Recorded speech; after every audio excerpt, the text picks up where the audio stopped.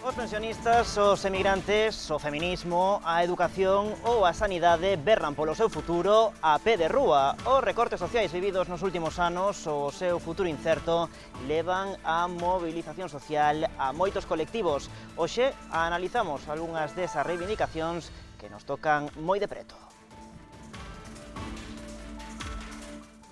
Que tal? Moi boas noites. Hoxe no Contrastes falamos deses movimentos sociais. Imos reunir a varios colectivos de sobra coñecidos por todos nós porque sacan á rúa as súas diferentes reivindicacións. Pasamos xa a saudalos. A miña esquerda teño a Victoria Portas, é a voceira da Coordinadora Estatal en Defensa das Pensións e tamén membro de Modepen. Moi boas noites, Victoria. Moi boas noites. Pola miña dereita temos a Xosé Lois Leirós, o voceiro da Plataforma de Emigrantes Retornados da comarca do Salnés. Moi boas noites, Leirós. Hola, boas noites. E pecha esta primeira mesa de debate inicial que abre este Contrastes deste mércores, Daisy Alcalde, que é a presidenta do colectivo feminista O Soño de Lili. Tamén moi boas noites. Boas noites. E benvidos os tres. Bueno, a loita na rúa, as movilizacións sociais na rúa como ferramenta para a reivindicación das diferentes causas que estades a representar. Pregunto vos, a día de hoxe é unha forma de protesta que funciona? Os gobernos atenden cando os colectivos saen ás rúas? Por exemplo, comezamos coas pensións, con Victoria.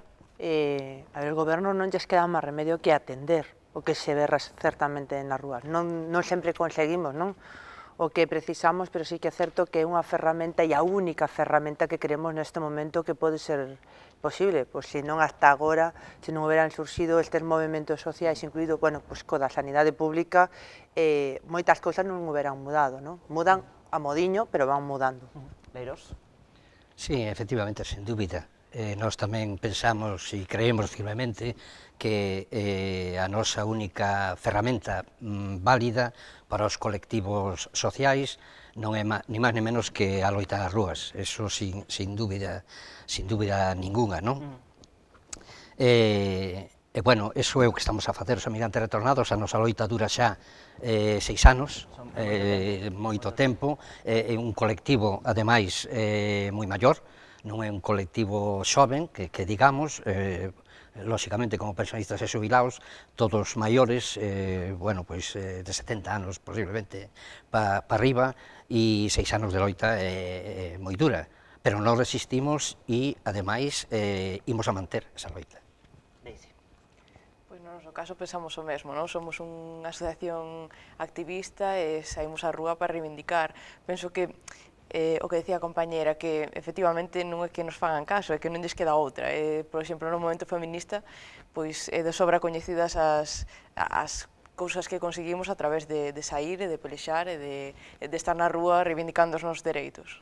Bueno, no caso dos tres que estades aquí, as reivindicacións poden ir tanto para o goberno da Xunta como para o goberno estatal. En calquera deses casos, os executivos fan caso, escoitan as vosas reivindicacións ou polo menos as respectan, ou credes que as ningunean de algún xeito? Bueno, teríamos que decir que en todo caso, incluso no caso dos tres colectivos, poderíamos falar que incluso as municipais tamén afectan. É dicir, eu creo que sí que o benestar social está aí, non? É xestionado polos concellos e ten moito que decir nos nosos casos, non? É dicir, claro que intentan manipular, é dicir, nós acabamos de vivir a situación da nosa loita na rúa, principalmente cun dos clamores que é un IPC real na revalorización das prestacións, e temos que decir que non somente loitamos por un IPC na xubilación, sino en calquer tipo de prestación, non incluídos pois as baixas por maternidade, os desempregos, os subsidios, as prestacións de emigrantes retornados, e sí que é certo que, aínda que no Pacto de Toledo teóricamente se acordou o IPC real, agora están dicindo que non é exactamente real. Entón, bueno, pois claro que intentan ningunearnos, non? O que nós temos que ter claro é que polo que loitamos temos todo o dereito do mundo de facelo, que calquer tipo de prestación, neste caso que defenden estes colectivos, é un dereito fundamental. No noso caso aquí, os tres colectivos estamos defendendo un dereito fundamental e como tal dereito fundamental non debe haber segundas coletillas. Como vedes os demais, credes que vos ningunean a hora de cando reclamades e cando facedes esas reivindicacións que polo menos vos respectan, como vedes? Sí, bueno, no que respecta aos emigrantes retornados, pensionistas e xubilados, que non somos máis que ex-traballadores, porque moita xente o de migrante retornar soa así un pouco, non sei, algo especial, e non ten nada de especial, simplemente que somos ex-traballadores galegos e galegas que traballamos en países estranxeiros, punto, iso é o tema, non? E entón, pois, bueno, sí que nós nos sentimos ninguneados polos gobernos, claro que sí, efectivamente,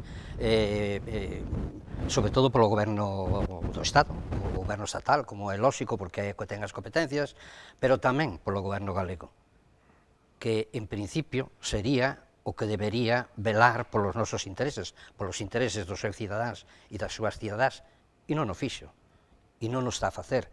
E nos reclamámoslle moitísimas veces, deixándolle incluso moitos documentos no seu día no rexistro do Parlamento Galego, pois todas as nosas reivindicacións, e hai que dicilo, e hai que sabelo, que o presidente do Goberno de Galiza, o señor Núñez Feijóo, xamais nos recibeu, nin tan siquiera nos recibeu, o cual quere dicir como é a situación.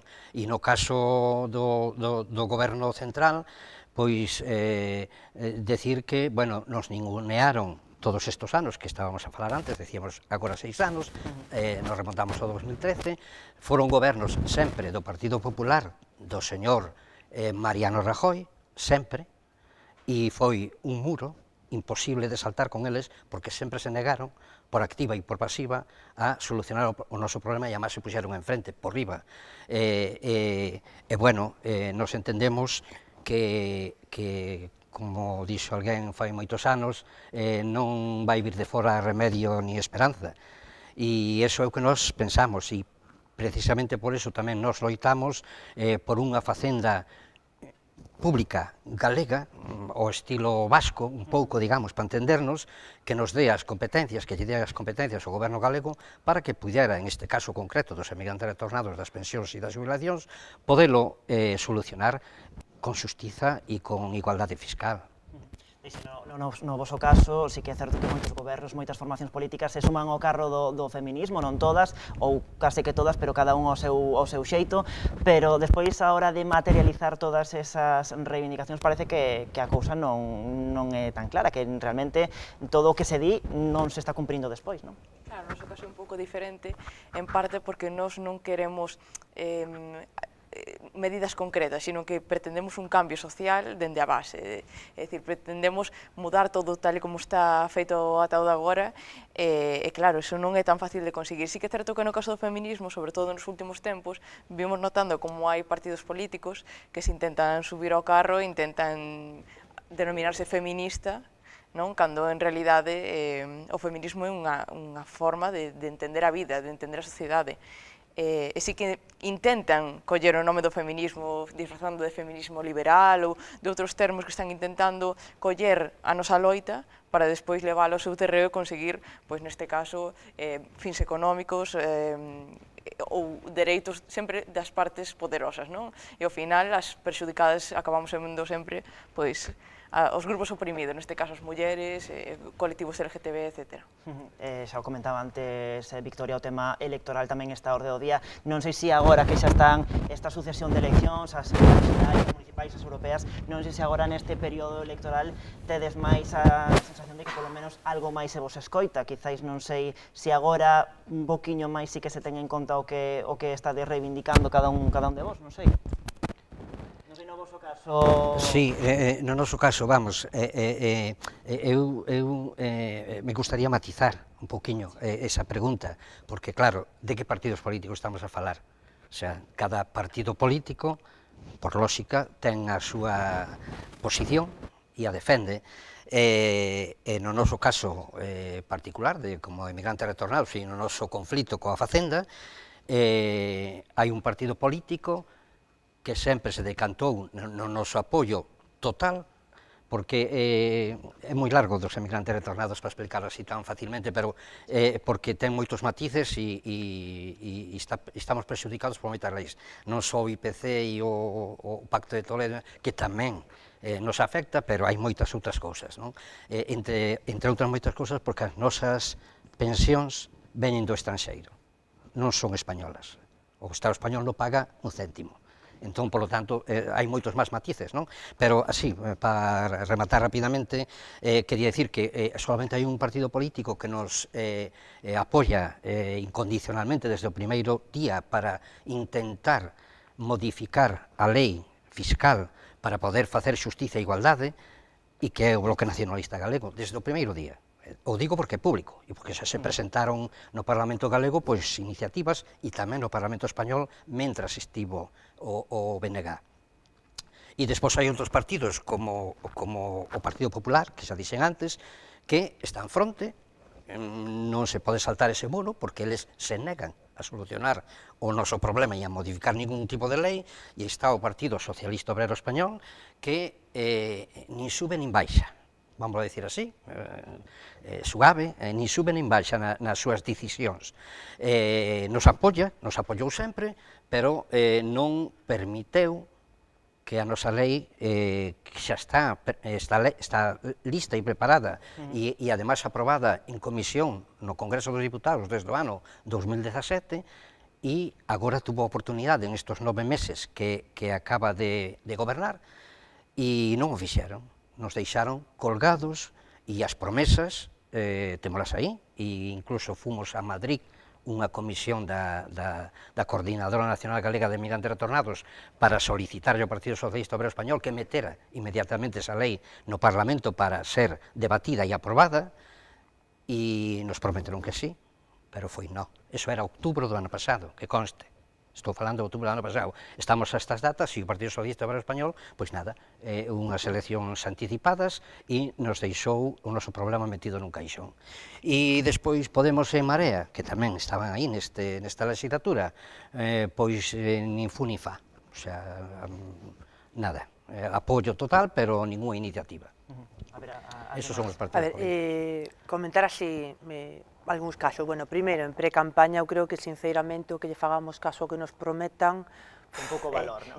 ten moi pouco valor, é dicir, viviríamos nunha ilusión que eu creo que é impropia, non? O que temos que ir un pouco o que decía Leiros antes, é dicir, ir aos feitos, non? Da realidade que estamos a vivir. Nen tan sequera o que aparece nos programas electorais, neste momento. Nos, por exemplo, que xa levamos dende o ano 2011 aí loitando co tema das pensións en xeral, e onde temos a dos emigrantes retornados, e, bueno, situacións moi crudas galegas que ven sendo emigrantes retornados, como veñen sendo os mariñeiros da Mercante, e como ven sendo a fenda de xénero nas pensións. As mulleres galegas son as que menos cobramos calquer tipo de prestación, e máis, acabamos de pechar o ranking sendo as últimas pola cola de todo o territorio español. Di moito do tipo de política que se fai en Galiza, porque tampouco vamos a botar toda a culpa ao Estado español, non?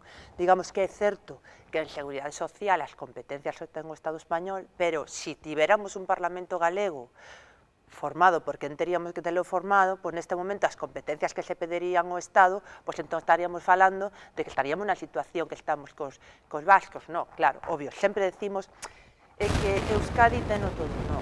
Euskadi pelexou todo o que hoxe ten e ten unhas competencias en seguridade social ata o punto que neste momento lle están prometendo en pre-campaña electoral que lle van subir os vascos as pensións a 1080. Por qué? Porque o poden facer? Sí, porque teñen competencias. Onde o teñen? No seu goberno vasco, non hai máis. Nós as precisamos para Galiza. E neso confirmo o que dice Leirós. Despois, sobre as promesas de todos os partidos políticos, para mí son promesas, literalmente. É dicir, nos presentamos documentación, témola en Europa, neste momento estamos cunha campaña de enquisas a todos os partidos políticos para ver que é o que van facer con respecto a todos os tipos de prestacións. Decirvos que na maioría do territorio os únicos partidos que están contestando é Unidos Podemos en xeral, non temos resposta. Eu teño que dar a mala nova de que, por desgracia, nos pedimos reunión con todos os partidos políticos no Parlamento galego, e non soamente o PP nos dixo que non, neste caso o BNG nos tampouco nos recibiu. Para min, sinceramente, pois triste, me parece triste, porque realmente sí que creo que coincidimos nas típicas políticas, pero xa non é unha cuestión de que nos reciban ou non nos reciban, sinceramente. Eu quero ver feitos, é dicir, o que se comentaba antes.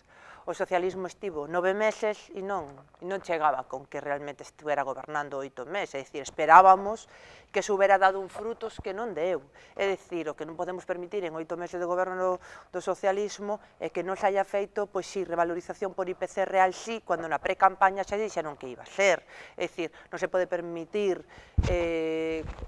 cuestións de fenda de xénero, de subida de pensións mínimas de viudedade, facendo excepcións dentro da propio xeración das viudas, non? É dicir, non podemos crearnos ningún tipo de promesa electoral, independentemente de que partido, pero sí que temos que ser conscientes, e dende aquí o chamo, é que a clase traballadora, e considero que os pensionistas son clase traballadora, xa é hora de que se consideren clase traballadora, que parece que non o son, pois non son un residuo de la sociedade, como dice algún político, é dicir, non, os pensionistas e as pensionistas son clase traballadora, e esa clase traballadora hai que facer que vivan dignamente con as pensións suficientes, non insuficientes, e iso se ten que levar a cabo mediante lei, non por promesas electorais. Non sei se tamén hai moita promesa electoral por parte dos movementos feministas, non sei como observades todo este tipo de debate que tamén está xurdindo, agora que tamén xurdese feminismo liberal, do que tamén falaba, por exemplo, Ciudadanos, non sei como vedes toda esa introdución do movemento feminista na campaña electoral. Sí, bueno, a nosa forza, dende logo, que non está na política, é dicir, o activismo, polo menos falo dende a nosa asociación, está na rúa, é activismo social. Para nada temos esperanza na política. Sí que é verdade que hai certos partidos políticos que non merecen a pena ni nomear, que están intentando acabar cos nosos dereitos. É dicir, todo o que conseguimos están intentando tirarlo para atrás, pero, bueno, como falábamos antes, está claro que é un efecto, é dicir, nós estamos tendo moita presión social, estamos loitando, estamos saindo ás rúas, estamos sendo visibles, o feminismo está sendo máis visible que nunca nos últimos anos, eso trae unha reacción, e a reacción é moi forte. O ataque que estamos a sufrir as mulleres agora mesmo e os dereitos que nos queren quitar, pois é un ataque forte, pero iso quer decir que vamos polo bo camiño, non? En canto ás promesas, bueno, pois na última campaña electoral de Galicia fixemos unha campaña que era se non conto non voto, é dicir, as mulleres votamos se estamos representadas, porque somos o 52% da poboación, polo tanto, precisamos estar en igualdade, non o estamos. Todo foron promesas que non se cumpriron. Entón, sabemos a que estamos dispostos tamén, reclamamos os partidos políticos para que despois teñen que enfrentarse e dicir, pois non o fixemos, é dicir, prometemos algo que non estamos a cumplir, que xa están acostumadas a facer este tipo de cousas e que ninguén responda, pero, bueno, nós temos polo menos documentos firmados que nos prometeron durante a campaña que non se están a cumplir. Que a xente teña en conta despois o que quere facernos nas seguintes eleccións. Dicías que o movemento feminista está na rúa, estamos vendo precisamente imaxes desas manifestacións que se celebraban o pasado 8 de marzo en distintos puntos da nosa contorna, en Pontevedra, en Cambados, por exemplo, estamos vendo aí imaxes. Preguntamos por eso, polo apoio que sentides na rúa. A xente implícase máis alá de si son directamente afectados, é dicir, ou aquelas persoas que dimo, isto non vai comigo, non se suman aos movementos, non sei, como vedes? Bueno, no caso do feminismo é o que comentábamos, non?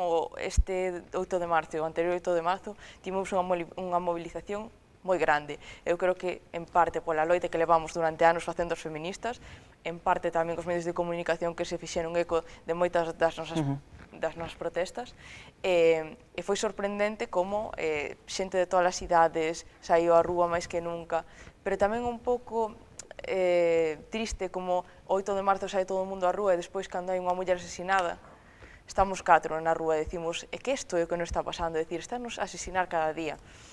E sí que é verdade que vemos xente moi diversa, sobre todo xente moza. Eu levo bastante tempo no feminismo, empecé o mellor con 15, 16 anos, era como a nena pequena. E, sin embargo, agora vemos as rapazas de 16 anos que teñen moitísima formación, que están moi involucradas na loita. Eso, a verdade, é que para nós é unha esperanza, non? De dicir, como por exemplo, en Vila García, o 8 de marzo pasado foi unha das manifestacións máis grandes que recordamos na historia de Vila García, non só dentro do movimento feminista. Eso quere dicir que a xente está respondendo.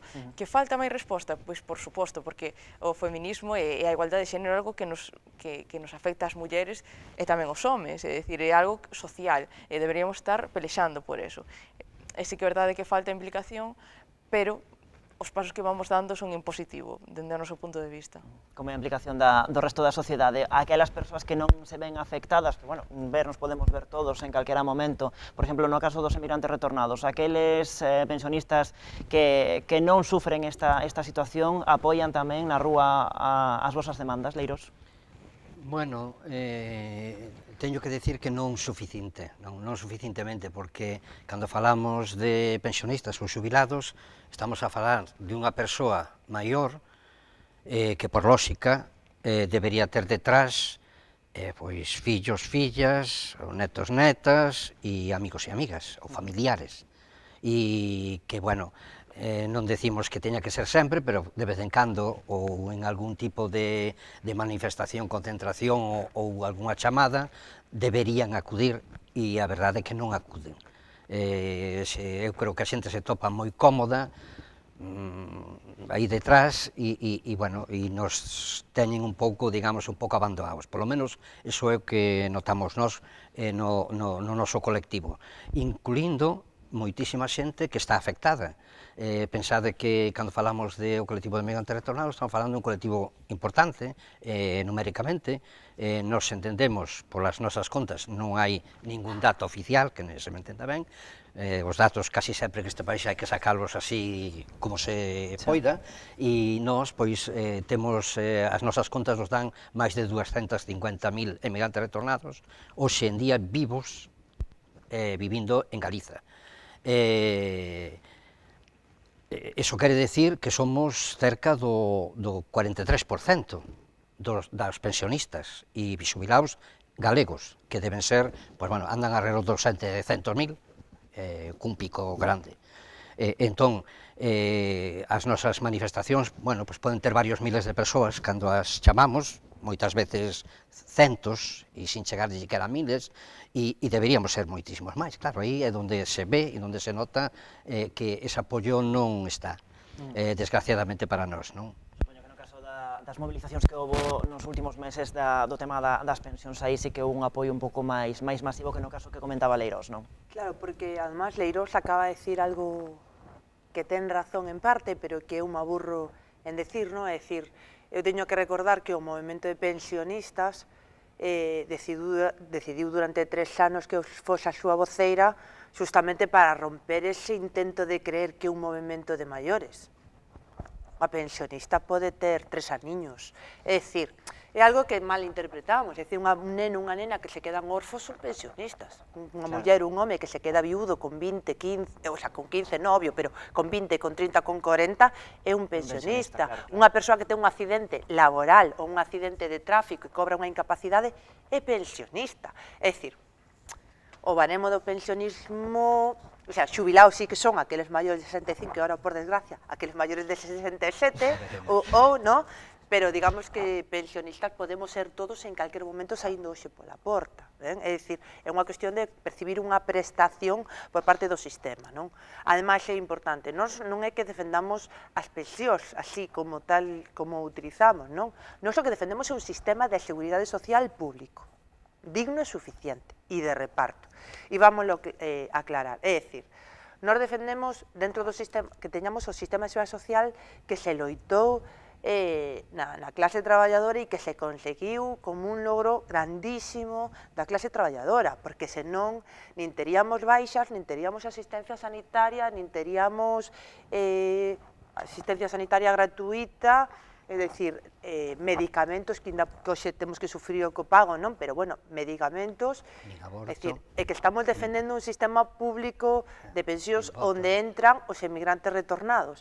E nesa parte lle digo a Leiros, aínda que eles como emigrantes retornados cobren unha parte, non? Porque moitos sí, solamente pensión de fora, non? Pero moitos comparten, digamos, que a pensión co Estado español, hai unha prorrata de cálculo que tan responsable ou máis os gobernos de aquí, é dicir, a situación que están a vivir neste momento os emigrantes de Noruega que non están cobrando un duro, a gran responsabilidade do goberno español, non é de Noruega, é dicir, que así o permitiu, incluso a gran discriminación que hai dentro do sector dos emigrantes retornados, porque cando a lei fiscal recaeu sobre todos eles, os alemáns foron os que mellor se foron simplemente por unha redacción do convenio. É dicir, pero logo acaso todos non eran galegos ou galegas, simplemente migrantes retornados? A iso vamos, é dicir, como podemos estar falando que as pensións mínimas galegas de mulleres están en 350 euros? As nosas pensionistas, viudas, maiores de 65 ou con 40 unha incapacidade e unha minusvalía, están cobrando pensión de 340, cando o Estado está a decir que a pensión mínima está en 600 e pico. Non, paremos. É dicir, eu creo que iso é por onde temos que dicir. Primeiro temos que concienciar que a todas as xeracións que o que están pedindo as mulleres, o que estamos pedindo nós, o que están pedindo os emigrantes retornados e o que está pedindo a sanidade pública, estamos defendendo exactamente o mesmo. E ademais, eu engadiría un quinto pilar que é a dependencia.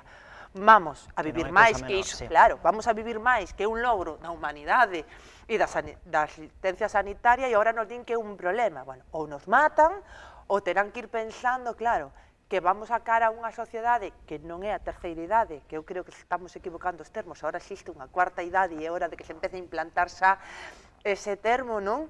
E que ademais vamos ir a uns índices de dependencia, que ademais polo lado positivo xa queremos ver, suporía un nicho de empleo, para máis que se queixan que non o hai, impresionante, é dicir, sí que nos costa chegar a determinadas xeracións, pero bueno, eu estou moi contenta nese aspecto, non me podo queixar, porque sí que é certo, eu comentaba con ela que estamos facendo un mogollón de programas e de charlas con diferentes movimentos do 8M e tal, para facer entender a xente nova que isto non é un problema de pensionistas, para iso estou eu, que non o son, que certamente é unha defensa dun dereito fundamental donde todos podemos defender, porque o piar fundamental e o central neste caso é cubrir un dereito fundamental como mulleres, como prestacións e como cidadáns de primeira. Non queremos ser cidadáns nin de segunda nin de terceira, somos de primeira todos e todas. Xa para ir remartando máis brevemente, vos preguntar tamén pola implicación da mocidade nestas cuestións dos movimentos sociais. Pénseme á cabeza o caso desa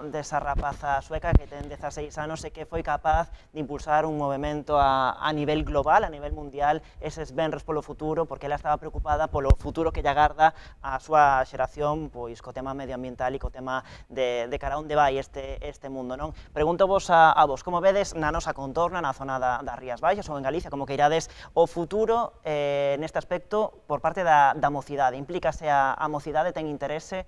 Voulle preguntar a Daisy primeiro, porque ela xa nos dicía que no seu caso sí que houve esa implicación dende ben cativiña, non?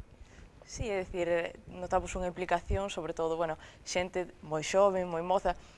O caso da rapaza esta que está loitando polo cambio polo cambio climático, pois o feminismo tamén ten unha loita que ten moito que ver o ecofeminismo, pois o respeto pola natureza, polos animais, etc. E bueno, sí que aí que o que confluímos, igual que confluíamos falando das pensións, é todo un sistema que está nun engranaxe que é bastante parecido nalgúns termos podemos encontrarnos, precisamente por eso penso que este tipo de conversas son interesantes, porque temos que tecer redes e un pouco cada unha dende o seu punto de vista, pero intentar loitar polo mesmo. En canto ao tema da mocidade, pois sí que é verdade que notamos unha implicación maior que noutros anos. O que comentamos é que a sociedade en xeral está como moi polarizada. É dicir, eu son mestra e ademais vamos, dende a asociación, o Señor Elite, damos charlas en institutos, etc. E moitas veces vemos, pois, un reflexo da sociedade, é dicir, dentro dunha mesma clase de rapaces e rapazas de 16 anos, vemos un grupo, sobre todo de rapazas, aínda que tamén hai un rapaz, moi concienciadas, con perspectiva de xénero, con moitísima máis formación da que tiñamos fai 10 anos, sen ir máis lonxe, pero despois tamén vemos todo o contrario, é dicir, como rapaces de 16 anos teñen como ideas moi retrógradas que intentan quitarlle os dereitos que xa estaban como moi asumidos nas mulleres, non? E, bueno, penso que o que falábamos antes, que é como unha resposta. O que sí que note maior implicación en xeral social, eu cando tiña 14 anos non recordo na clase falar de temas políticos, era como un pouco que se deixaba de lado. Así como o mellor na época da miña nai sí que era un tema que se falaba máis, sempre me contaba que había manifestacións, folgas de varios días, fai 10, 15, 20 anos era como un tema aparte, tema de maiores que a política non interesa, a política non falando de partidos, sino de temas políticos. E agora sí que está volvendo ás aulas, notamos como hai debate de xente moza, como a xente intenta implicarse. Este 8 de marzo, 4, 5, 6, 7, 8 rapazas achegándose ao longo do día para dicir quero participar, quero facer cousas, que é o que podo aportar a esta causa. Danos esperanzas de decir que hai relevo, non? Que hai persoas aí que van a seguir loitando polos nosos dereitos. Victoria, en 30 segundiños, como ves a implicación das novas xeracións, sobre todo da rapazada? Pois eu confirmo justamente o que la di. Eu creo que, e neso sí que o teño que decir, nós estamos empezando a traballar agora nas universidades no censo das pensións para facelo sacar do que é o standing, non? De pensar de que somos xente maior, que hai moita xente que se empeza a involucrar, con nós mestres e catedráticos que a verdade que están bastante interesados polo tema, e confirmo dela, é dicir que eu creo que é unha cuestión que temos que comezar de base, temos que informalos para que eles tamén poidan participar. Vamos, como máis veterano do faladoiro, Leiros, ti como ves a rapazada, as novas xeracións? Bueno, pois eu, desde o noso punto de vista e no noso colectivo, falando do noso colectivo, o vexo primeiro porque non estamos na idade de xuventude, polo tanto, ben pouco podemos aportar aí, non? Pero si os nosos netos e fillos, nos creemos sempre desde o punto de vista do noso colectivo que non é suficiente, que non se implican e que hai pouco interese. É verdade que o interese que vemos tamén nós, como avós, en este caso, serían os que aportaba ela, que efectivamente xa de tipo de outro tipo de causas sociais ou políticas, sí, vemos como a xuventud, os mozos e as mozas se van integrando e van vindo e se van, bueno, pois van aportando algo que non pasaba estes anos atrás, non? Isto é moi positivo, pero no noso caso, bueno, pois deixámoslo así, non temos o apoio suficiente. Deixámolo aquí, Leiros, Victoria, Deixi, moitísimas grazas por participar no programa de hoxe, por achegarnos tamén o vosso punto de vista deste movimento social que estamos a vivir na rúa, moitísimas grazas. E agora nos imos facer unha pausa para a publicidade, de contado seguimos falando de máis movimentos sociais, pero agora, despois da publicidade, dende o punto de vista do tecido asociativo.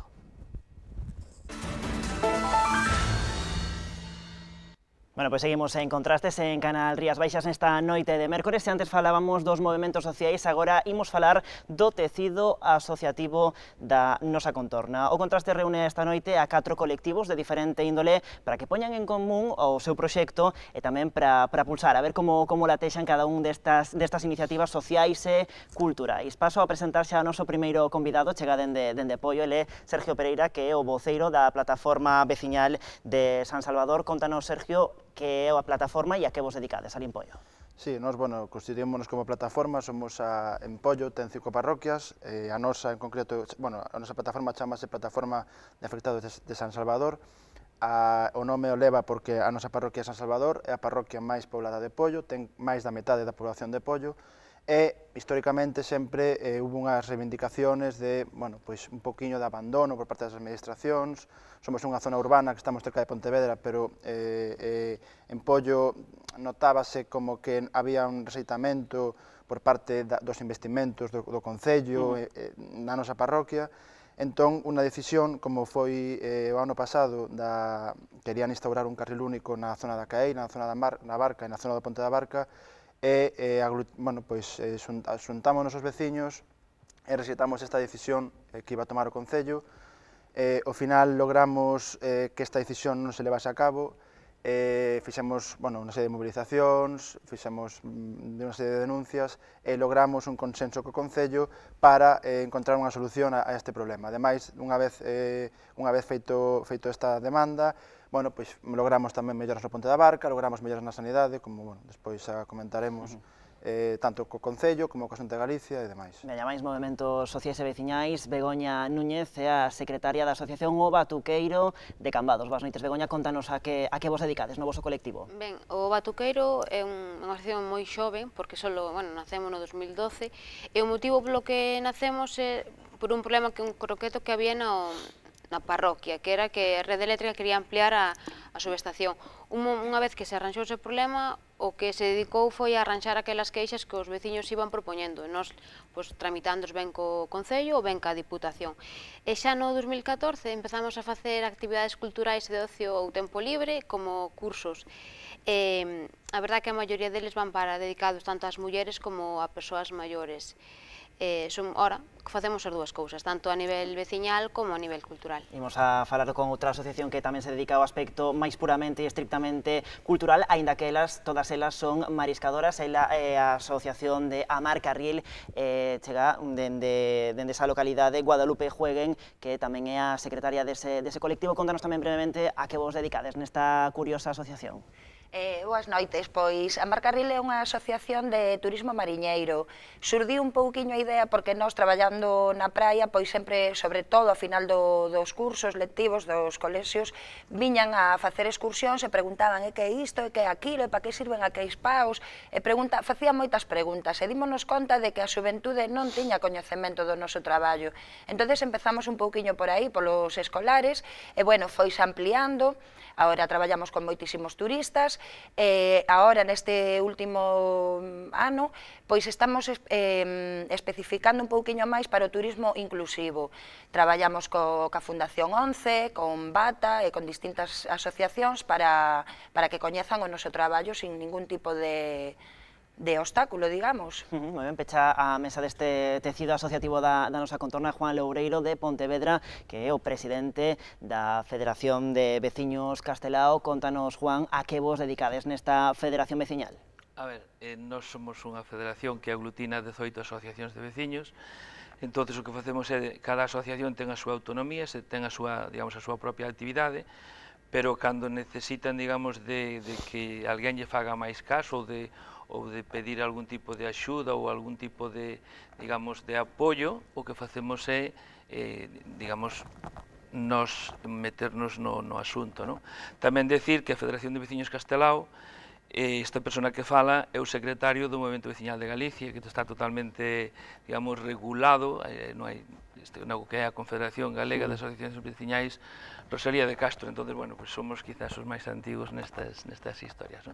É un pouco, pues eso, nos dedicámonos a movimento veciñal, digamos, puro e duro, non o que é a federación en sí. Bueno, agora que xa nos coñecemos todos, que tamén coñecemos cada un dos proxectos sociais, veciñais, culturais nos que estades implicados, vos preguntar precisamente por como vedes este tecido asociativo. Credes que é un movimento que a día de hoxe continúa vivo, por exemplo, na nosa contorna, nas Rías Baixas, nas vosas localidades? Como vedes o movimento? Veña, Juan, tocouche. Empezo eu. A ver, vamos a ver, o movimento veciñal ten as súas etapas, ten os seus altos e os seus baixos. É certo que hai moitísima xente que pensa que o movimento veciñal está metido nel solamente a xente que son xubilados, separados, porque teñen moito tempo e todas estas cousas, pero realmente non é certo. Cando empezas a ter actividades e a facer cousas, te das conta que hai un montón de xente xoven e non tan xoven que sí que se involucra nestes asuntos, non? Entonces, claro, que pasa? Que a veces o movimento veciñal é incómodo, sobre todo para os políticos é moi incómodo, porque a nosa función é, por lo menos o que nos vemos desde Castelao e desde o movimento galego, é decir se está ben feito, pois decir que sí, pero tamén se está mal feito, criticalo con todas as consecuencias e pedir todo o que teñamos que pedir. A veces é difícil poñernos de acordo entre nós, pero bueno, pero realmente ten que haber esas inquedanzas porque senón temos un problema. É dicir, nós o que estamos facendo, na gran maioría das veces, é facer de fiscalizadores dos cumplimentos, é triste dicilo, dos programas electorais dos partidos moitas veces.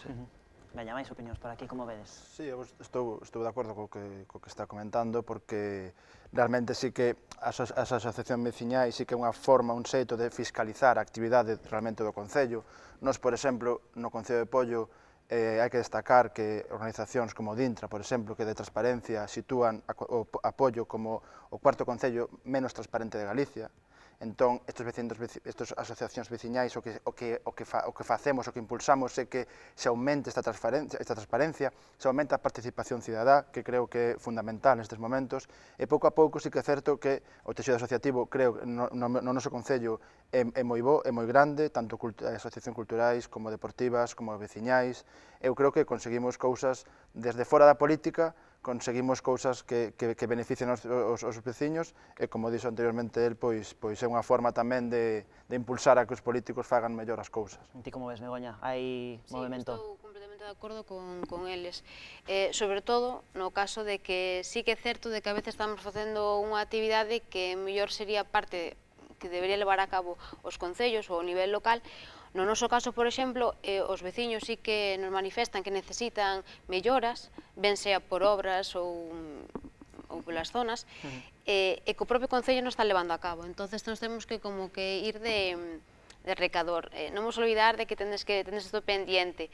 E outras actividades que sí que nos solicitan, como foi o Centro Social para Maiores, como outras actividades que o Concello en sí, pois a veces non se levan a cabo porque non se pode, entonces sí que nos convertimos nunha ente que é esencial, creo que, porque os veciños estén un pouco máis contentos e máis acollidos.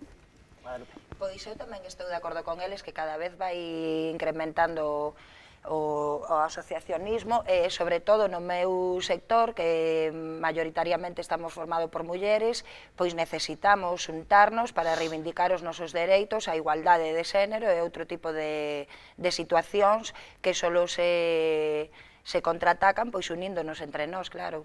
E os vosos veciños, os vosos asociados, no caso daquelas colectivos nos que a xente se ten que asociar, como responden ante as vosas actividades, como é a implicación dos veciños? Porque unha cousa é que unha asociación, un grupo de xente faga a súa actividade, pero outra cousa é despois que a veciñanza apoie ese proxecto veciñal, social ou cultural, non sei como vedes. Sí, no caso da nosa parroquia de San Salvador, sí que é certo que sempre houve os veciños queixábanse, pero bueno, íbamos cada un polo noso lado, cada un poñeu escrito no concello tal, outro nas redes sociais, outro queixábase no bar de abaixo. Que pasa? Que con esta plataforma o que sí estamos percibindo é que cada vez é máis xente a que se está unindo, é máis xente a que está reclamando melloras e que é máis xente a que ve que temos máis forza, como ao final o equipo neste caso fai a forza, non? E creo que a xente está percibindo isto e, bueno, xa te digo, cada vez chaman máis, nos escriben nas redes sociais, entonces, bueno, creo que a xente percibe esa necesidade de asociarse, de estar en conxunto, para ter máis forza. Eu queria dicir unha cousa, a ver, nós somos fiscalizadores, pero ao mesmo tempo tamén somos, digamos, unha vía de transmisión das necesidades dos barrios ou dos lugares ou das aldeas ou das parroquias, non? É dicir, non é por presumir, pero somos os que mellores conocemos as nosas zonas. Sen dúbida. Entón, por exemplo, eu non me quero meter con ningún partido político, non? Pero hai partidos políticos que son especialistas en aparecer cando van a ser as eleccións, pero os veciños e veciñas teñen os problemas durante os 4 anos. Entonces, nos molestamos en percorrer as zonas, mirar os baches, se as silvas chegan hasta aquí ou chegan hasta ali, se unha fonte bota ou non bota auga, se hai que arranxala, se non hai que arranxala. Entonces, o que é un pouco triste é que teñamos que nós estar petando nas portas porque algúns deixan de facer as súas cousas, pero nós cando petamos ca intención de solucionar un problema, non de buscar outro problema a maiores. Que pasa? Que a veces, para os políticos, o máis fácil é dicir que eles se atribuyen cousas que donde parten a dos propios veciños e das veciñas das zonas, non? Entonces, eu creo que eso ten que empezar un pouco a cambiar xa. Eu creo que xa estamos nunha etapa en que os veciños ou veciñas non somos parvos, nin son parvas, non? Entonces, cando alguén aparece agora fai 3 ou 4 meses ou 6 meses por ali a vendernos as motos, que as motos gripadas, como se sole decir, pois teñen un problema, se encontran con nós, cos que damos a cara. Entonces, nós temos, eu creo, eu non coñezo a ninguén que este no movimento veciñal ou no movimento asociativo que non perda cartos. Fíjate o que estou dicindo, estou dicindo públicamente aquí, Dicir, hai moita xente que digo, se estás aí é porque te interesa. Non, eu creo que isto hai que levarnos na sangre, o digo claramente. Eu gasto máis cartos en cafés, en cañas, e digo así claramente, que a do que recibo de, digamos, de palmadas na espalda. Pero tamén sabes que se non hai un movimento veciñal ou un movimento asociativo por detrás, isto non funcionaría, porque sería moito máis como... Despois, xa non falemos onde hai gobernos con maiorías absolutas e todo isto, que é estar todos os días pum, pum, pum, pum, pum, pum, pum, pum, recordando cousas. Eu poño un exemplo moi claro. Agora mesmo se acaba de inaugurar un parque infantil en Campolongo, que está ali para ver, é un éxito rotundo puro duro, ali hai, eu que sei, pero eu creo que está Pontevedra máis algo máis de rapaces. Pero realmente nos levamos, digamos, petando por ese parque 3 anos e medio. É triste que tiñas por un parque 3 anos e medio que tiñas que estar chorando. Entonces, quero dicir que tampouco veño aquí a decir que todo é moi feo ni moi malo, non? Pero realmente teñen que os políticos empezar a concienciarse de que se non... E máis sería moito... non quero acaparar, pero sería moito máis doado para eles. Ti imagínate que os políticos lle din aos veciños e ás veciñas que canalicen as súas queixas polas asociacións de veciños, vale? Facemos eso.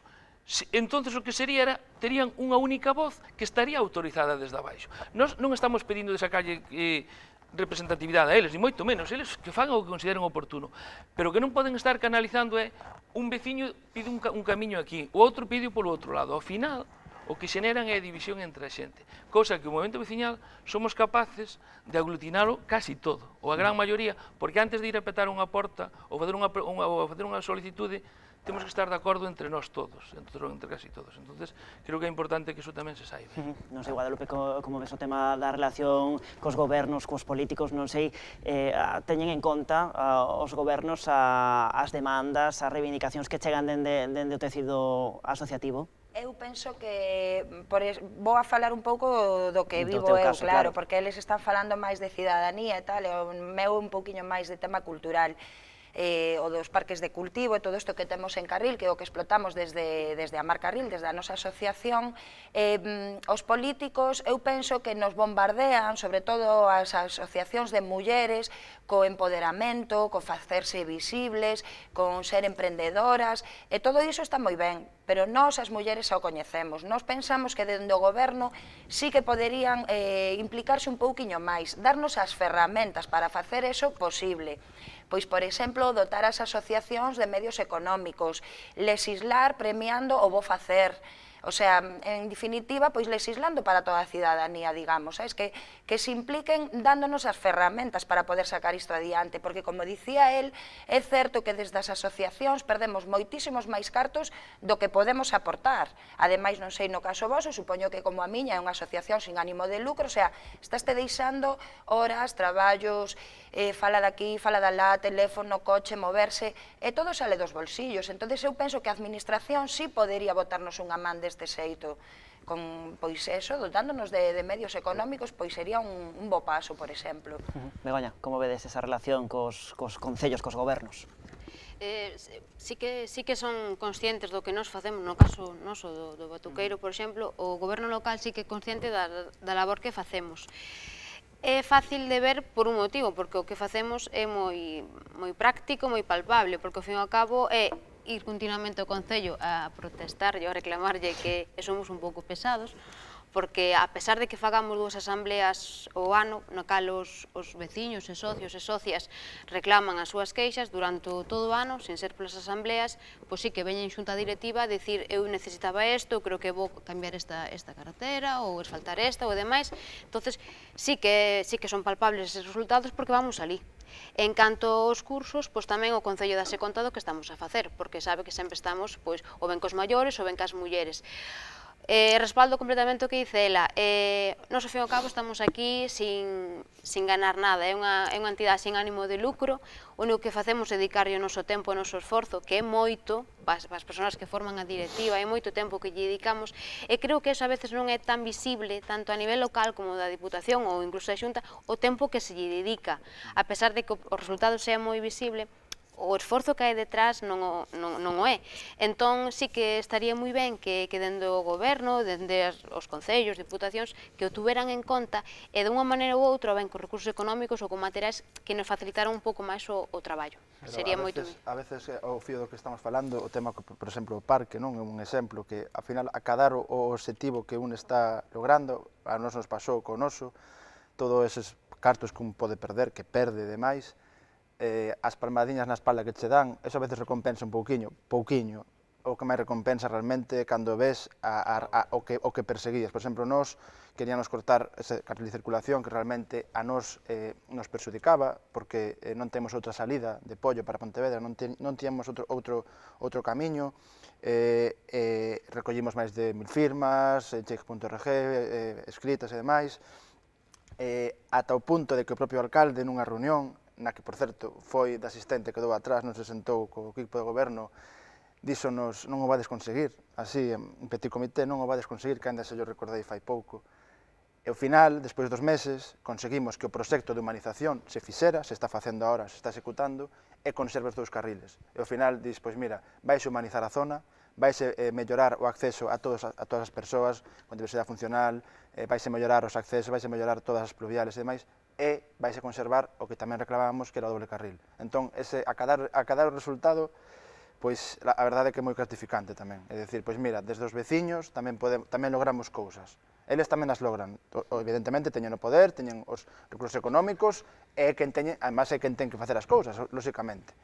Pero claro, desde os veciños, pois a cadar estes resultados, eu creo que tamén é bastante satisfactorio. Eu que si quería decir é que cando escoito falar de que nos deben dar os medios económicos, eu temolle moito.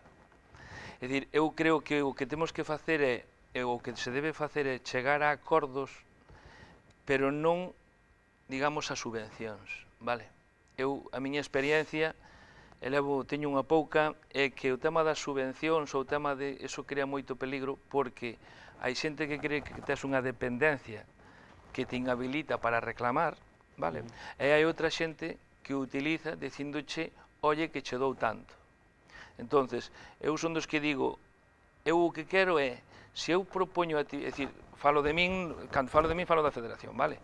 Ou calquera asociación ou calquera que forma parte da federación ou calquera, digamos, colectivo que queira realizar unha actividade, o que ten que facer, penso eu, debería facer pois unha proposta e buscar un medio de colaboración, pero nunca buscar a subvención, porque entonces temos un problema. Perdemos esa autonomía fixo. Entonces, eu vos lo digo pola experiencia que temos. Entonces, non vayamos a... Eu referíame, perdona que che interrumpa, eu referíame a ese tipo de axudas, claro, porque se tes proxectos no caixón gardados e non eres capaz de sacalos adiante, ese tipo de medios, non un sueldo para min, está a cargo... Eu digo, está claro, perdón, o que diste, que a nosa satisfacción é conseguir o que temos no caixón aí esperando. Entonces, no momento que consigues eses propósitos, xa te das por satisfeito, pero sí que moitos proxectos quedan guardados no caixón pois por falta de economía, porque do bolsillo, para ter que desplazarte aquí, al lado, ter que tomar un café con isto, co outro, pois vais sacando, pero xa para sacar un proxecto adiante, cando non che dá cos teus asociados, pois ten que estar ali esperando. Cando eles che din, por outra banda, dinche que impulsa, emprende, tal, o sea, danche pa diante, pero quedo atrás, por que quedo atrás? Porque non me dá...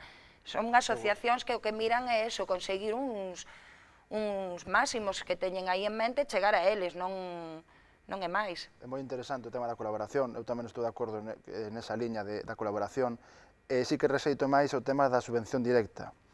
Por qué? Porque, polo menos no meu concello, no noso concello, en Pollo, as subvencións, as que se conceden de forma directa, non están reguladas. Entón, ves como unha asociación pode cobrar 3.000 euros e outra pode cobrar 23.000 ou 60.000, como é o caso. Eu non digo que ningunha nin outra teñan que ter esos cartos. O que sí digo é que ten que haber unhos criterios polos que esas asociacións concurran a unha bolsa presupuestaria de X cartos e xustifiquen previamente, como moitas fan, o que van facer e logo xustifiquen os cartos que están, pois neste caso, invertindo. Para evitar este tipo de xustificacións, de malas xustificacións, porque a veces non se xustifica correctamente, no caso de Pollo pasa, que incluso a interventora denuncia que non se están justificando ben as subvencións e demais, porque non se aportan os documentos necesarios, eu por eso vou no camiño da colaboración, é dicir, que a propia asociación cultural, deportiva ou veciñal colabore co Concello nun caso concreto, dun xeito determinado, e leven a cabo esa acción.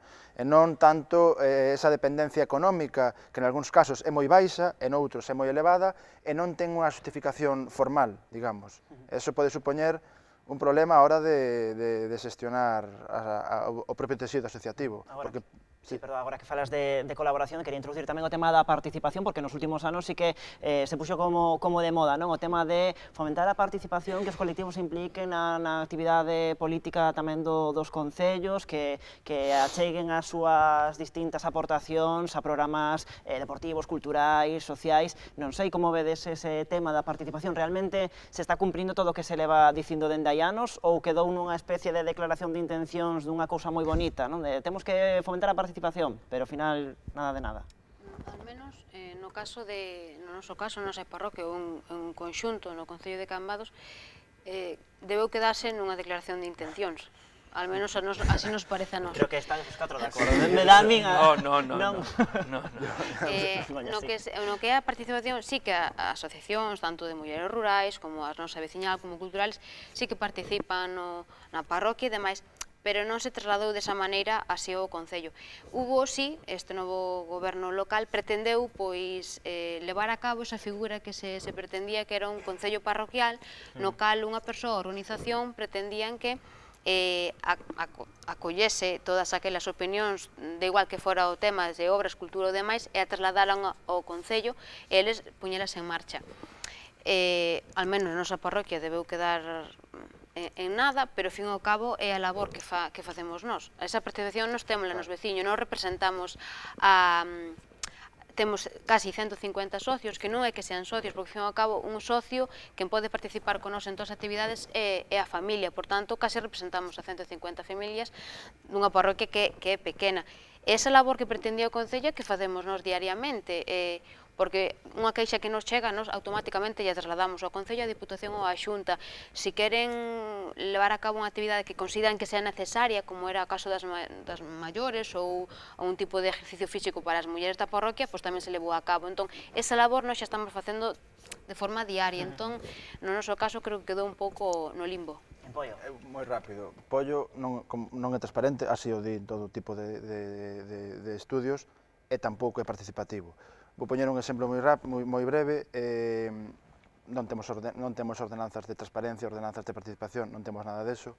A participación, os veciños antes poñíamos os escritos no Concello de forma escrita, nunca se contestaban, silencio negativo, non se estimaba nada, e agora existe nas redes sociais.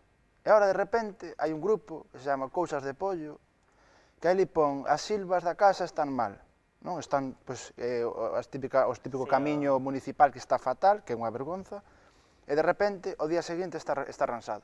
Por qué? Porque ten 100 comentarios, 100 me gustas, e a xente, que vergonza, isto é inadmisible, pagar moitos impostos, entón, sí, como eso ve a xente, entón actúa o Concello. Cando ti ibas ao Concello físicamente co escrito dicindo o mismo, nin caso.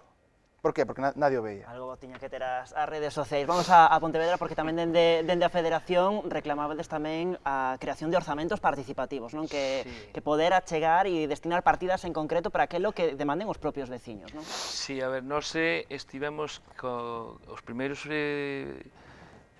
orzamentos participativos que se fixeron, pois foi ca Diputación de Lugo, nós estábamos na COGAVE, entonces sí que fóramos alá e toda esta historia. Entonces, nós temos un regulamento de participación ciudadana que é do ano 89, vale? Entonces, ese regulamento sí que está obsoleto en algunhas cousas, pero ao final nos tiñámoslo casi pechado para poder entrar, digamos, para confeccionar o novo, o que era o noso compromiso que tiñamos do novo regulamento. Nós entendemos que é moi fácil entender. Se un tanto por cento dos orzamentos, eso é un movimento asociativo o que o decide, vale. Entonces, imagínate, por exemplo, nós puxemos o seguinte, o 20% do orzamento de Pontevedra deciden os veciños e as veciñas de Pontevedra, vale? Entonces, claro, eso como repartes? Pois repártelos, digamos, entre as parroquias e a zona urbana. Claro, hai zonas que gastarse 100.000 euros che soluciona un montón, pero hai outras zonas que 100.000 euros non che soluciona nada. Que pasa? Que se ti obligas, se o Concello está obligado, sexa o do color político que sexa, está obligado a invertir eses 100.000 euros nunha obra e non é capaz de acabala, significa que o resto teñen que poñer do orzamento vos dades conta, non? É dicir, esa é un pouco a xogada que hai. Que sucede? Sucede que, claro, despois hai xente que di se non se gasta, como se gasta, tal. A historia é que, a realidade, os políticos che din todos que sí, pero non lle interesa moito. E ao mellor nos levamos sorpresas, porque a nós nos sucedeu cos partidos que se consideran de nova creación. Nos foi un dos problemas que tivemos. Entonces, pero bueno, agora estamos no bo camiño, vamos a deixar que pasen as eleccións e vamos a facer o texto definitivo tamén. Bueno, rematamos con Guadalupe, a tu opinión tamén sobre o fomento da participación dende os concellos, non sei no caso do Concello de Vilagarcía. Pois eu penso que tamén que se quedou un pouquiño así nunha declaración de intencións que non se lle terminou, non chegou ao seu fin. Bueno, a través das redes sociais, como dicía o compañeiro, sí que lle chegan as cousas. É certo que a xente pois cada vez intenta participar máis dun xeito ou do outro, pero eu penso que nos quedamos a medio camiño. Tiñamos que xa ter dado os pasos de xigantes e quedámonos en pasiños moi pequenos para que isto fora efectivo real, claro. Bueno, pois, vos parece, deixámolo aquí, non é habitual que os colectivos, non, digamos, tan pequeniños ou que se dedican á actividade veciñal, social ou cultural teñan voz nunha televisión. Dende logo, o contrastes nos parecía idóneo tamén, non, que estes pequenos colectivos e que estas asociacións que representades, unhas máis pequenas que as outras, pero que en definitiva representades a xente que nos ve, pois que tamén tivese o seu espacio. Ao final non foi tanta cousa, foi ben sinxeliño, creo, así que nada, Sergio, Begoña, Guadalupe e Juan, moitísimas grazas por achegarvos ata aquí e tamén moitísimas grazas por toda a actividade que facedes nos vosos respectivos concellos. Nos facemos agora a derradeira pausa da noite. De contado falamos co responsable dun congreso que se está a celebrar entre Sanxenxo e Cambados, que fala de medio ambiente, de saúde e tamén de turismo sostible. Pausa mínima, estamos de volta. Seguimos en Contrastes. Estes días entre Sanxenxo e Cambados estáse a celebrar un importante congreso que fala de medio ambiente, fala tamén de saúde e fala tamén de turismo sostible. Nesta cita, neste encontro que está durando 3 días, entre onte, mellor dito, e mañá, estáse abordando toda esta cuestión dende diferentes puntos de vista, porque están a participar dúcias de expertos na materia e, ademais, co problema do cambio climático en primeiro plano. Imos saudar xa ao responsable deste evento, o señor Francisco Peña. Moi boas noites, señor Peña. Boas noites. O primeiro que lle quero preguntar, cinguíndonos a actualidade polos incendios, neste caso polo incendio de Rianxo, que nos sobresaltaba a todos nas últimas horas. Quero preguntarlle polo impacto ambiental que pode ter un incendio das dimensións deste que temos en Rianxo, que xa rolda as 1000 hectáreas. Bueno, la lacra de los incendios es un problema que ya viene de muy atrás en Galicia y lamentablemente todos los años, en mayor o menor medida, tenemos que sufrir algunos episodios que han traído consecuencias negativas, como es lógico, tanto de impacto ecológico, impactos económicos sobre la vegetación, sobre la fauna, sobre la flora, sobre el paisaje, temas que sobre la calidad de las aguas. En definitiva, son muchos los efectos, que son muy diversos, que afectan a la problemática de los incendios. Yo siempre insisto, es más, lo más triste de todo es que un porcentaje muy elevado de los incendios en Galicia son producidos por el propio ser humano. Esto es un tema realmente que exige, aparte de una mayor vigilancia y demás, también exige un tema de concienciación y educación, que yo digo que ya tiene que empezar desde la escuela. Es un problema ya de tipo educacional, lo que es el poner en valor la importancia de los bosques. Los bosques son los pulmones de las ciudades, del planeta, por lo tanto tenemos que preservarlos, cuidarlos, y tenemos un patrimonio importante desde el punto de vista forestal en nuestra querida Galicia, y tenemos que tener todos el compromiso de sumar esfuerzos para proteger y conservar esa maravillosa naturaleza y nuestros bosques, porque son los pulmones de la vida, en definitiva. Este congreso está celebrando entre Sanxenxo e Cambados. Que poden facer as localidades pequenas para loitar contra o cambio climático?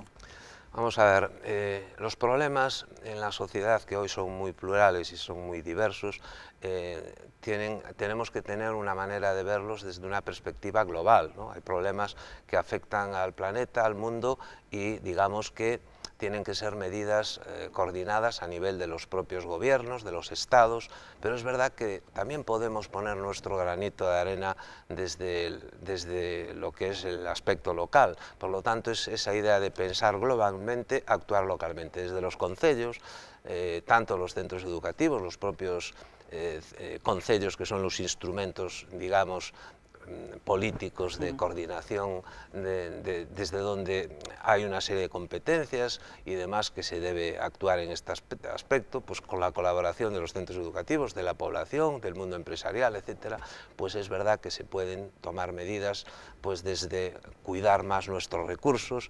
Los recursos no son inagotables, tenemos que empezar a cambiar esa filosofía del modelo lineal por el modelo de economía circular, tenemos que empezar, en definitiva, a cuidar y a un mayor uso racional de los recursos en el agua, cuidar la calidad del aire, controlar los problemas del ruido, una mejor gestión de los residuos, intentando minimizar la producción de residuos y que tenemos la oportunidad de convertir los residuos en un recurso. Son muchos aspectos desde los que los ciudadanos y desde los propios concellos se pueden arbitrar medidas utilizando los instrumentos de gestión ambiental y las tecnologías de saneamiento, que es la manera de hacer una mejor gestión ambiental que redunde en la calidad de vida y en la salud, en proteger la salud de los ciudadanos y de la población en general. Vou preguntar agora polo turismo porque é fundamental para o desenvolvemento económico e social das Rías Baixas, pero o actual modelo ata onde é sostible? É dicir, podemos seguir expremendo o actual modelo turístico? Vamos a ver, en la línea de lo que estaba diciendo, todo lo que sea un uso racional de los recursos y hacerlo de forma sostenible, esto nos puede ayudar también a que tengamos un turismo de calidad buscando la excelencia, y eso no puede ser posible si no se hace de forma sostenible. Por lo tanto, tenemos que hacer compatible de alguna manera la protección del entorno con ese uso de los recursos.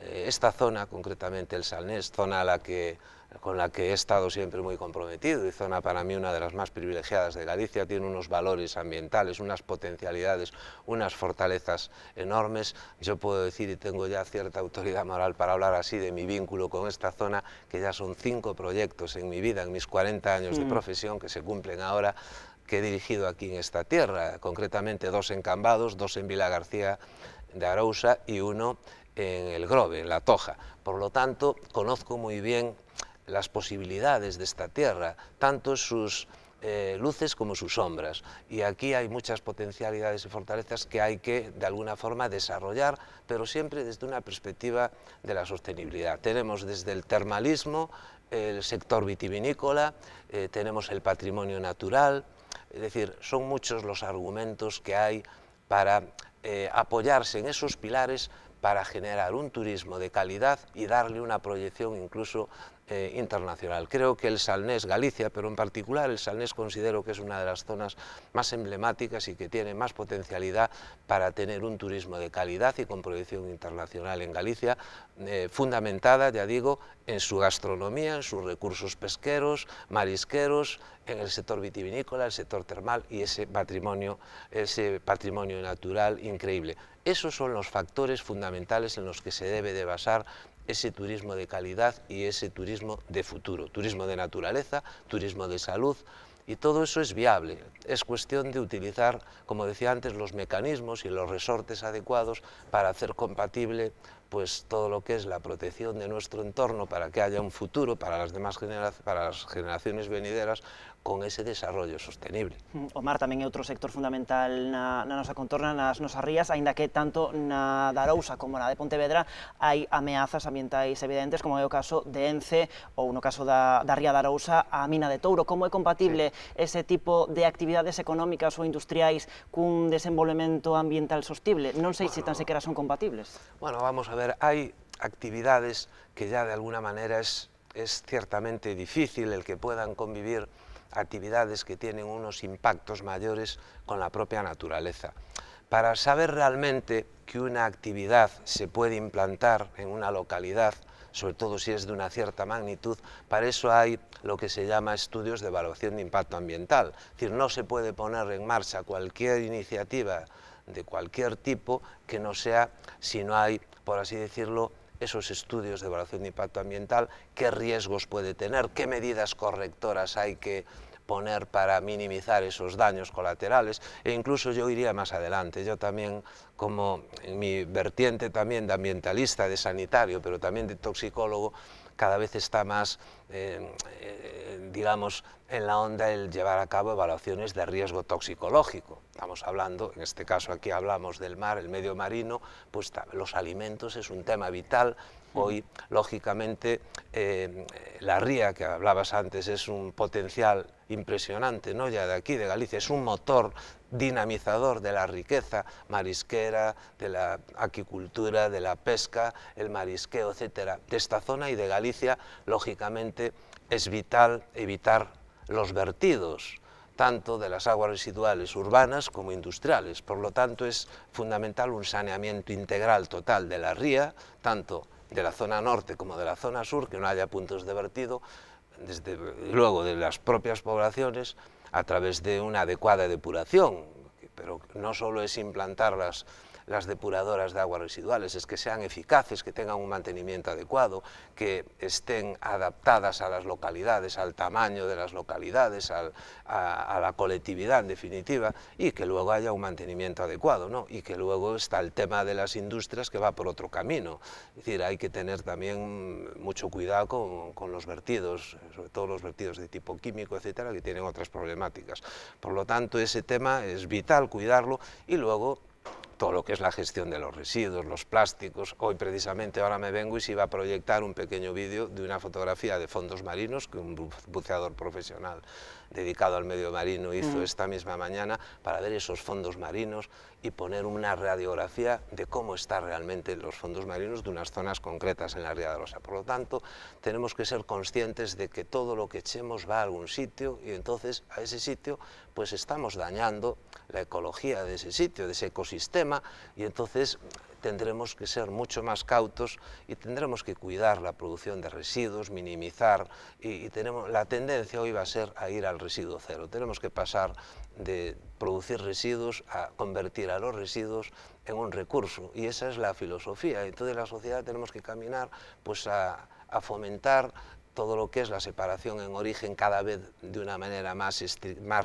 restrictiva, más estricta, más profesional, colaborar en esa tarea, impulsar el reciclaje, la reutilización, todas estas cuestiones para, en definitiva, que tengamos que tener la fracción que quede ya ahí, que no podamos hacer nada con ella, pues sí, pues habrá que someterla a lo mejor a una incineración controlada, pero que en definitiva el proceso anterior sea lo mejor posible para que hagamos cuanta más reducción, reutilización y reciclaje, la recuperación energética será máis pequeñita. Claro, pero non sei, co actual modelo de consumo, non? Que cada vez se empregan máis plásticos para os alimentos, que cada cousa pequeniña está adaptada nun envoltorio plástico, nunha bandexa, é viable conseguir que se reduzan estes obxectivos tal e como estamos vivindo o ritmo de consumo que temos actualmente?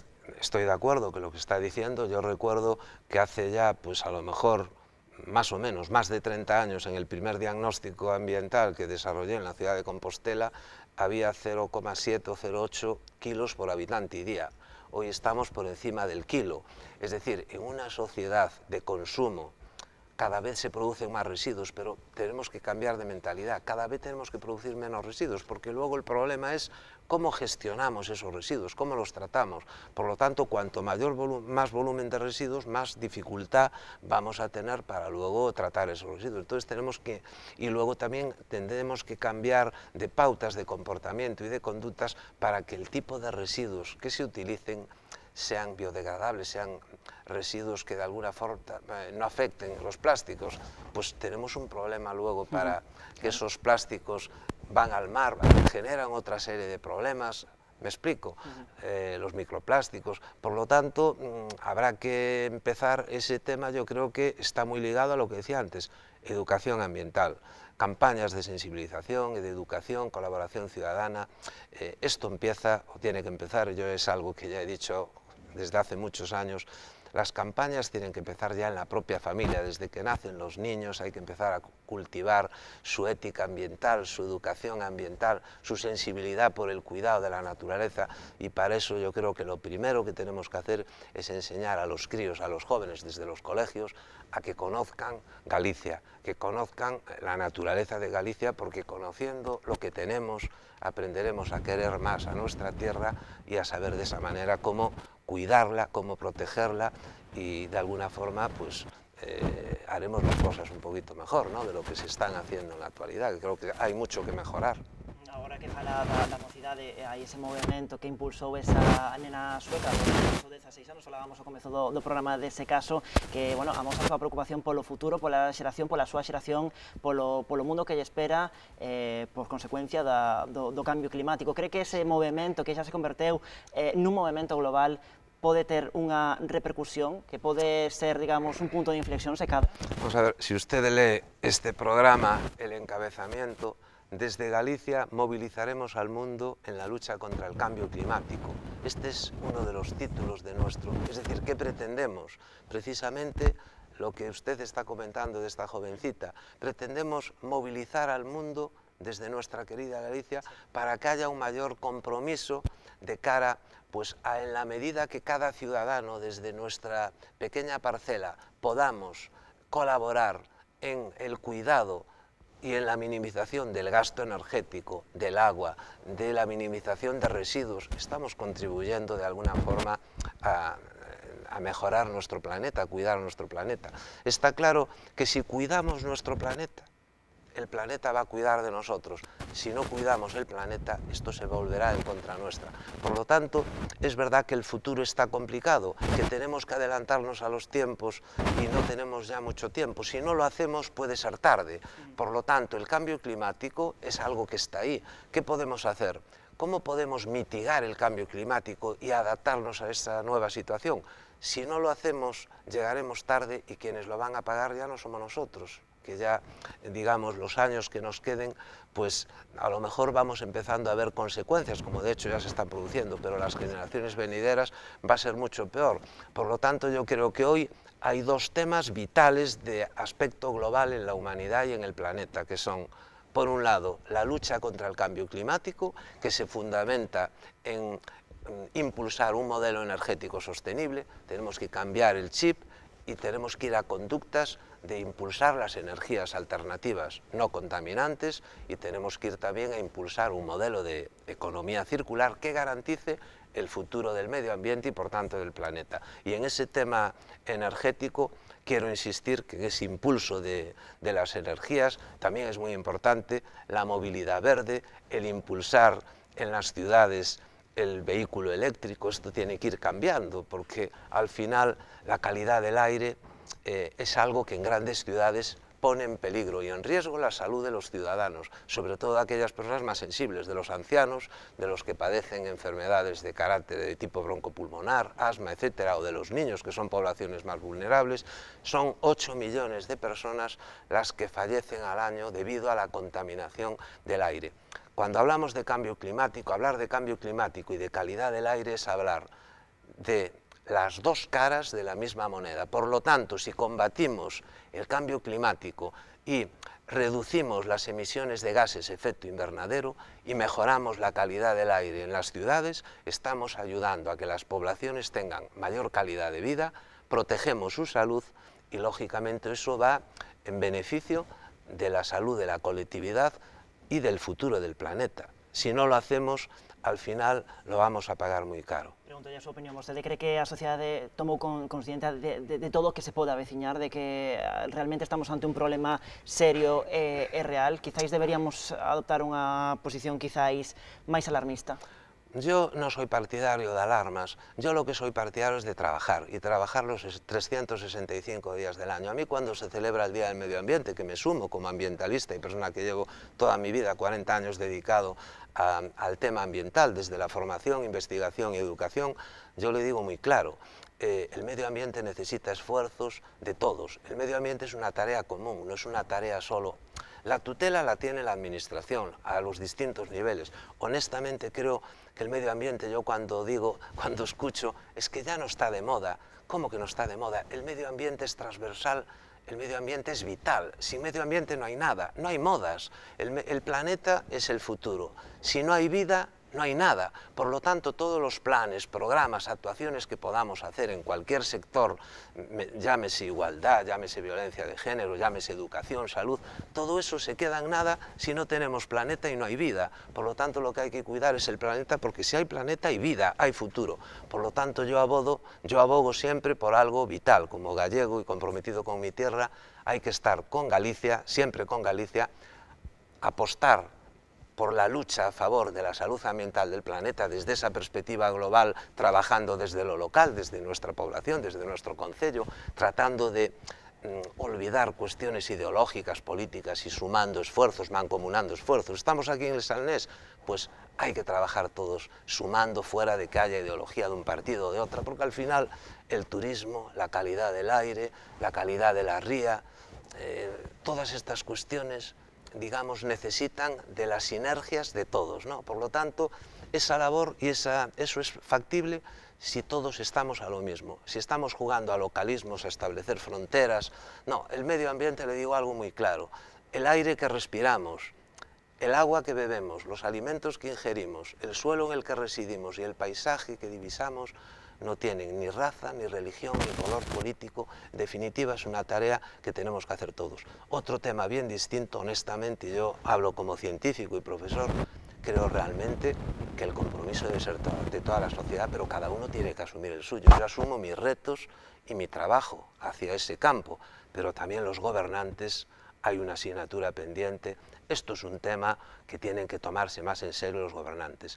Desde la alta escala, y tenemos gobernantes en este momento a nivel mundial que no dan la talla, ese es el problema, no tenemos gobernantes, líderes mundiales que transmitan tranquilidad, no se puede invertir en armas, tanto dinero y en seguridad, y luego que haya gente que se está muriendo de hambre y que esté abandonado el medio ambiente y que haya gente en zonas que no tiene abastecimiento, saneamiento, alimentos sanos, vivienda y su dignidad. Por lo tanto, tenemos que cambiar esa filosofía y tenemos que invertir más en el planeta, en el cuidado del planeta, porque sin planeta, repito, no hay nada. Y el que crea otra cosa está equivocado. Y esto lo llevaría a otros ámbitos, al ámbito del Estado, hablo ministerio, al ámbito de las comunidades, en este caso Galicia. El medio ambiente tiene que tener otro poderío, otra dedicación, otros recursos que no hay. Creo que hay mucho por hacer, mucho. Se han hecho cosas, se ha mejorado, pero queda mucho por hacer. Los concellos, digamos que cada vez tienen más responsabilidades, más competencias. Yo soy un defensor del poder local. Creo honestamente que en temas de formación ambiental tengo el privilegio de decir que creo que no hay nadie que haya hecho tanto por el poder local en el ámbito de la formación ambiental como esta persona que está aquí, y quiero y respeto mucho a los concellos de Galicia porque todos me han abierto la puerta para hacer un poco esta labor de apostolado y de compromiso, y veo que se han ido haciendo mejoras.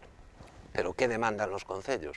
Más recursos, porque aunque quieran hacer cosas, si hay competencias, pero si no hay recursos, no se pueden crear departamentos de medio ambiente, no puede haber los técnicos para poder afrontar todos esos retos que hay que hacer desde lo local, con el compromiso con todos esos temas, ¿no? Cambio climático, de la economía circular, de la gestión de los residuos, de la calidad de las aguas, de los problemas del ruido, del tema del radón, de la protección de la naturaleza, de la protección de nuestros bosques, del urbanismo sostenible, podríamos hablar de muchas cosas, del impulso de las energías renovables, etc. Estos son los temas, esto es de lo que hay que hablar, no de outras cosas. Dende logo que nos quedaron moitos temas no tinteiro, pero o tempo, dende logo, falando de asuntos tan interesantes e que nos tocan tan de preto, pois pasa voando, témolo que deixar aquí. Agardamos que o que resta de congreso pois sexa todo un éxito, esas xornadas que mañá se van a celebrar, esa xornada de clausura en Sanxenxo. Así que nada, que sexa un auténtico éxito.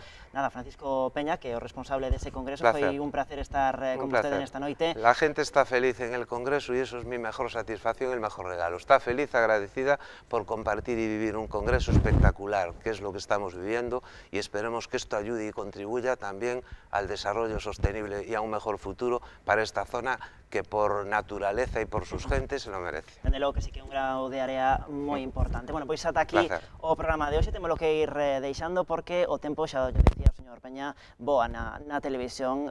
Foi todo por hoxe, o vindeiro mércores estaremos de volta aquí en Contrastes. Adeus.